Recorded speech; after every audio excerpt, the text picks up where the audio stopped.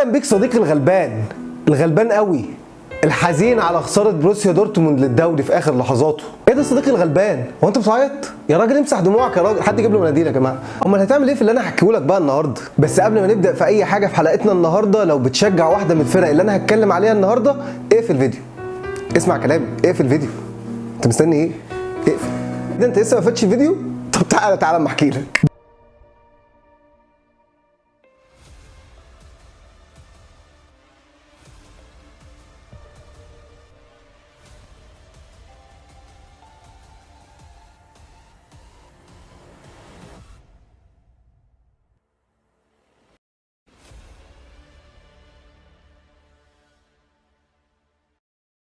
بروسيا دورتموند وخسارتها الدوري هو سيناريو محزن مفيش كلام، انا متفق معاك في النقطه دي، بس هو مش السيناريو الاسوأ يعني صدقني. بس خليني ابدا معاك بالقصه الاقرب لدماغك دلوقتي، وهي قصه خساره بروسيا دورتموند للدوري الموسم ده. دورتموند واللي كان حلمه قرب يتحقق ويكسب الدوري بعد غياب 11 سنه، واللي اكيد اغلبنا كان متعاطف مع ان بروسيا دورتموند يرجع ويكسب الدوري تاني، وده اللي كان قرب فعلا بعد تخبطات بايرن الموسم ده، واللي كان كل مره بيقرب بروسيا من الدوري اكتر من المره اللي قبلها. البايرن واللي كان كل موسم بيكسب فيه الدوري مستريح، واللي هو كان بايرن ميونخ بيبقى داخل الدوري الالماني بيقول لهم سلام عليكم انا داخل اخد الدوري ده وامشي، واللي تلاقيه حاسمه قبلها ب 14 15 جوله كده. عمل بقى السنه دي اسوأ سجل خساره وتعادل في اخر 11 سنه كسب فيهم الدوري، وباقل عدد نقط 71 نقطه بس. ومعلومه لصديقي الغلبان اللي بيتابع الدوري المصري وفاكر ان 71 نقطه دول كتير، لا بره الموضوع مختلف خالص. فبعد 8 تعادلات و5 هزايم، واللي كان اجملهم بالنسبه لبروسيا دورتموند هو خساره البايرن في الجوله قبل الاخيره من لايبزيج، واللي هو احنا ريحناكم روحوا اكسبوا ماينز بقى في ملعبكم واحتفلوا مع جماهيركم، يعني كده احنا عملنا اللي علينا يا اخي، مفيش كده. عشان يروح هالاند نجم الفريق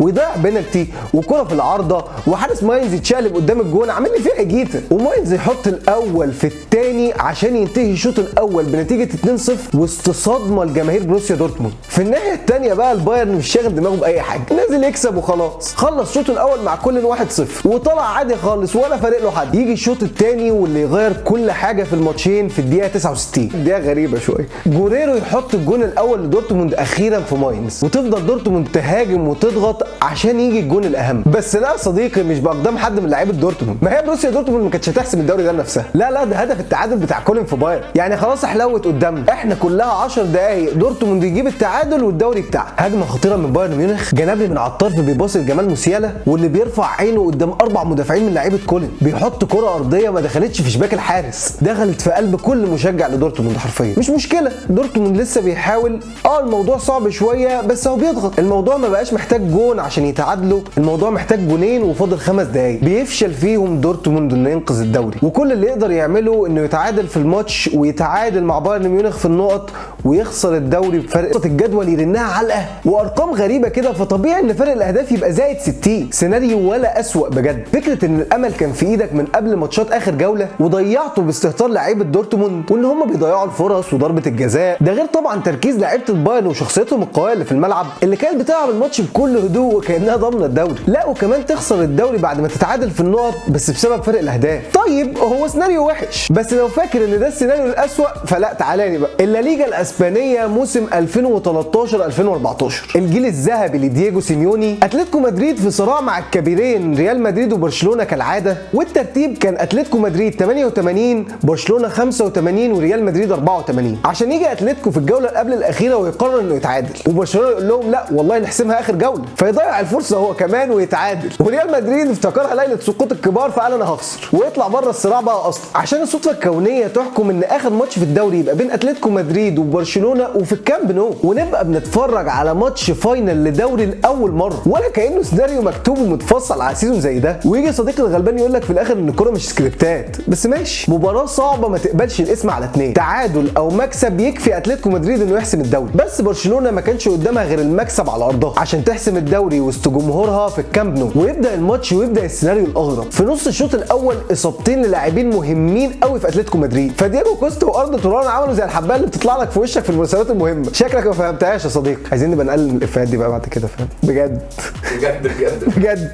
عشان في الدقيقه 30 اتلتيكو مدريد تخسر 2 من اهم لاعبتها، وفي الدقيقه 33 سنده من ميسي لالكسيس سانشيز، واللي قرر انه يشوط من زاويه غريبه جدا والكره بتدخل زي الصاروخ. هدف بالنسبه لمشجعين الكامب نو، جون ولا اروع. واللي هو تمام كده اتعشت، هاتوا لنا الدوري ده بقى ويخلص الشوط الاول فعلا بالنتيجه دي وخلاص، هانت كلها شوط وبرشلونه هيحتفل بالدوري. ونبدا الشوط الثاني وفي اول دقيقتين كورنر لاتلتيكو مدريد، واللي هو صراحه عزيز انا كنت بحسهم بيلعبوا ضربات جزاء مش ركنيات دي يعني، وتتلعب بالمقاس على راس جودين عشان يحطها بالهيد ويجري عليه كل الفرقه زي المجانين. هدف تعادل هو الاهم لعشاق الروخو بلانكوس عشان يحسم دوري غاب بقاله 18 سنه، بس يجي ميسي ويقول لك والله ما انا سايبك عشان يجيب الجون الثاني، ولسه رايح يجري عشان يحتفل مع الجماهير، فيلاقي الحكم بيقول له معلش ثانيه واحده، هو ازاي الحلقه دي ما اتحطتش في البلاي ليست ده؟ اوفسايد بيحرم ميسي من انه يجيب الجون الثاني اللي يحسم الدوري لبرشلونه. الرايه الاهم والاجمل لكل مشجع لاتلتيكو مدريد، واللي حافظت على اللقب عشان ينتهي الماتش بالتعادل ويحتفل اتلتيكو مدريد بالدوري، واللي بياخده كانه فاينل كاس من برشلونه، لا وعلى ارضها. اللي هو الجماهير كانت جايه كام منهم مستنيه ان برشلونه تكسب الفرقه دي وتاخد الدوري وتمشي عشان تشوف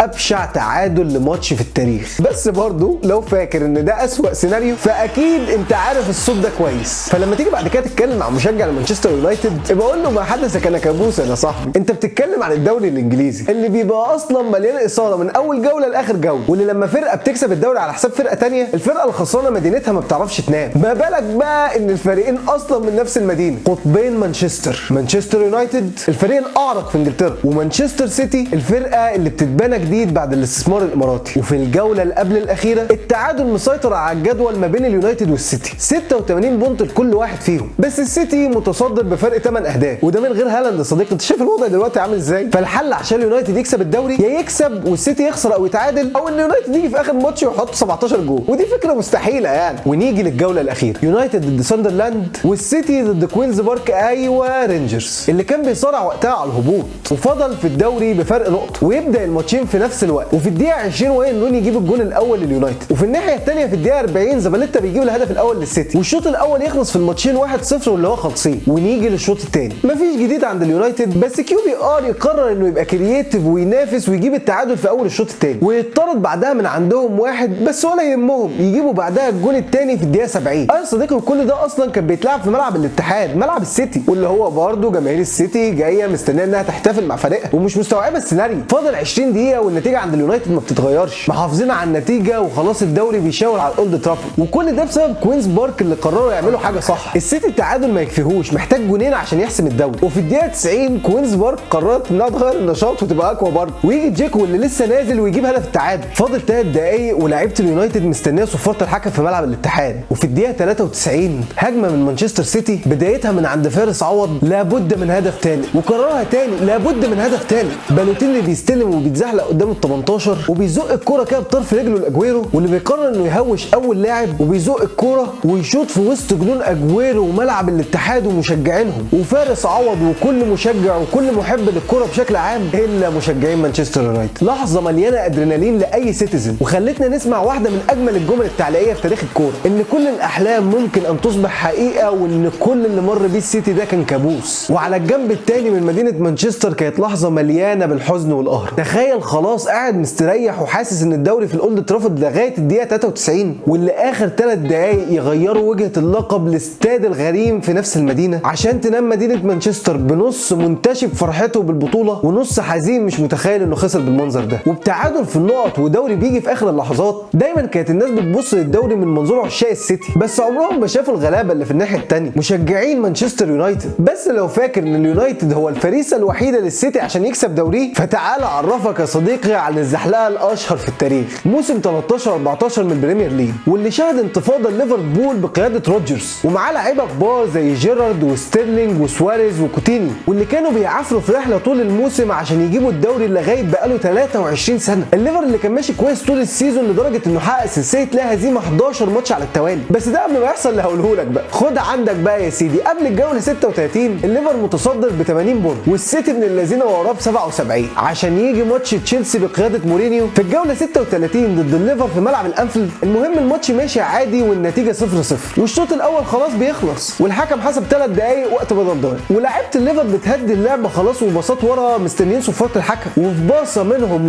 جيرارد واللي قال لهم يا جماعه الجون سلطه، انا واقف اخر مدافع، وتفلت الكره من تحت رجله. فديمبا با مهاجم تشيلسي قرر انه يجري ويخطفها منه في انفراد مع الحارس ويجيب الجون الاول لتشيلسي. ويفضل ليفربول طول الماتش بيحاول انه يصلح الوضع باي شكل، ضغط عالي، ضغط واطي، سكر، ازمات قلبيه، بيحاولوا يعملوا اي حاجه عشان يجي تشيلسي في الدقيقه 92 ويأكد الفوز بجون ويليام. وفي الناحيه الثانيه السيتي ماشي زي الفل وبيكسب ماتشه في الخباثه كده ومحدش واخد باله من حاجه، ويتعادل الليفر والسيتي في النقط بس لسه فاضل ماتشين، ويجي الليفر في الجوله اللي قبل الاخيره ضد كريستال بالاس ويكسب 3-0، بس 3-0 في الشوط الاول بس، اصل ليفربول جه في الشوط الثاني وساب نفسه لكريستال بالاس عشان يرفعه، عشان يقوم كريستال بالاس يرزعهم 3 اجوان ويتعادل مع ليفربول اللي بيخسر 5 نقط بالمنظر ده في الماتشين. والسيتي زي ما هو كسب ماتشه ومتسرسب وبقى متصدر الدوري بفرق نقطتين، واللي هو ليفربول بقى داخل اخر ماتش عشان يعمل ريمونتادا بقى زي بتاعه السيتي في اليونايتد، فيجي السيتي عادي ويكسب اخر ماتش ويمشي عادي ولا حياه لمن تنادي. فرقه كلحه، سيبها حلاوه النبي،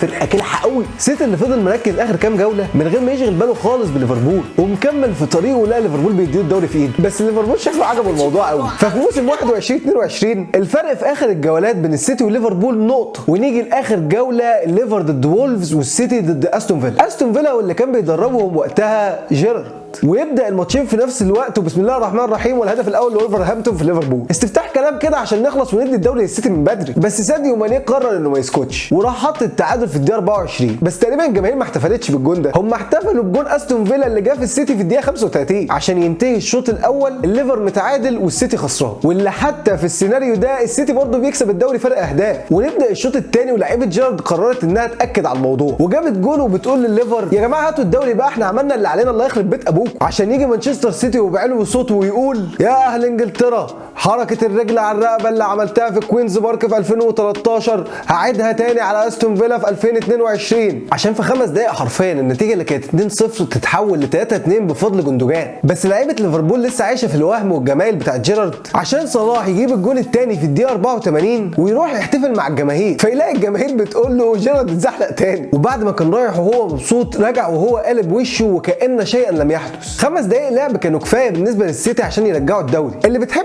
تمثل اللئيمه انها بتخسره عشان تكسبه بشكل اروش، ما انت عارف وانا عارف ان جوارديولا لو عايز يخلص الدوري من الجوله ال 15 كان خلصه ويرجع يقول لك الكوره مش سكريبتات. المهم وبكده يكون فشل جيرارد انه يجيب الدوري لليفر وهو مدرب وهو لاعب. بس عشان ابسط لك الموضوع يبقى بالبلدي كده اكتر واكتر، هديك مثال محلي هو الاعظم من ضمن الريمونتادات المصريه. موسم 2002-2003 الاهلي متصدر الدوري المصري لاكتر من 25 جوله، ونيجي للجوله الاخيره اللي الاهلي فيها 66 بونت والزمالك 64 بونت. الزمالك هيقابل الاسماعيلي القوي اللي في المركز الثالث، ماتش فيه تحدي صعب، حتى لو كسبت مش هتفرق في حاجه، اصل الاهلي راح يلعب انبي اللي اول مره يصعد دوري ممتاز في تاريخه. مباراه سهله جدا للمارد الاحمر عشان يحسم البطوله. الماتشين بيبداوا كالعاده مع بعض في نفس الوقت، والزمالك يجيب الجون الاول باقدام حسام عبد المنعم. الناحيه الثانيه انبي اللي لسه صاعد لاول مره بيجيب جون براسيه سيد عبد النعيم، وينتهي ماتش الزمالك قبل ماتش الاهلي بدقائق بسيطه. ونشوف لقطه لعبد المنصف وباقي اللعيبه بيسمعوا اخر لحظات من ماتش الاهلي وانبي في الراديو عشان يحتفلوا في ارض الملعب بدوري وصل لدولاب 100 عقب،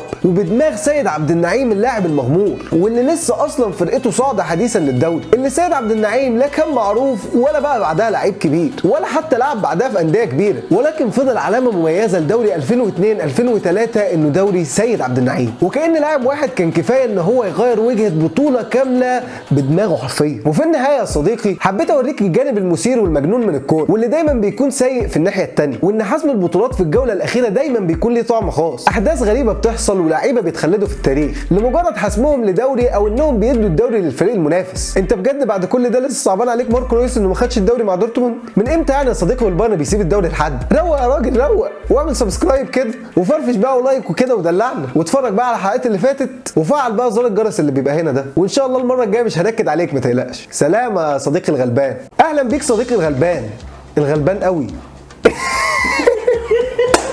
الغلبان قوي صديقي